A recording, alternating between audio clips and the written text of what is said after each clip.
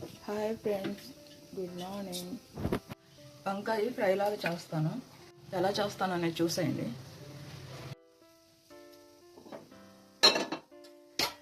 వంకాయ ఫ్రై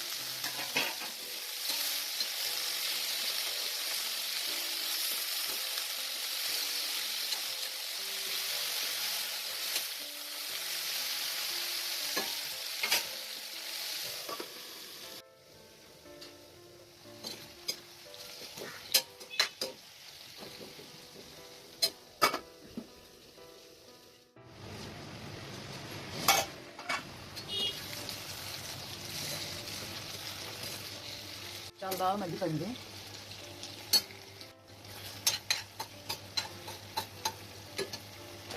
ఇందులో నేను కొంచెం జీడిపప్పు వేస్తున్నాను.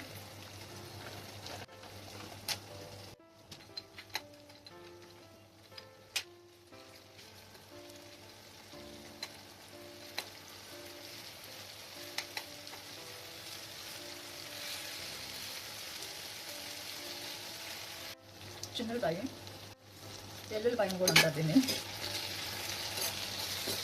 ఒక్కొక్క చోట ఒకలా పిలుస్తూ ఉంటారు. కారం, కొంచెం ఉప్పు. ఆల్రెడీ ముందే వేసాం కాబట్టి ఎక్కువ అవసరం. ఇది జీలకర్ర పొడి అనమాట. జీలకర్ర, వాము, అవిసె గింజలు కలిపిన పొడి ఫ్రై కాబట్టి వేస్తే చాలా బాగుంటుంది.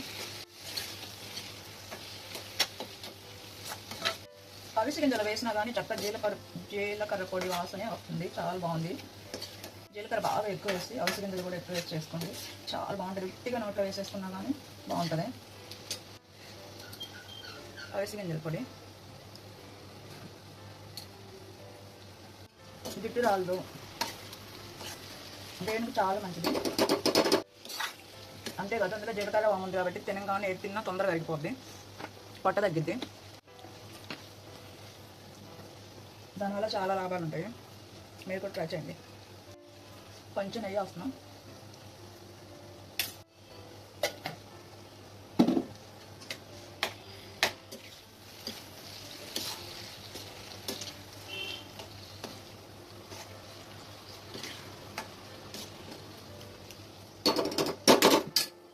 కొంచెం తినచ్చండి.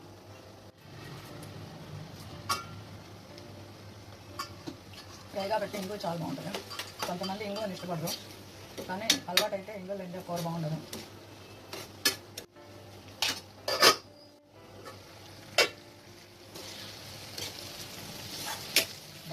ఎంత వాసన వస్తుందో జీడిపప్పు వంకాయ.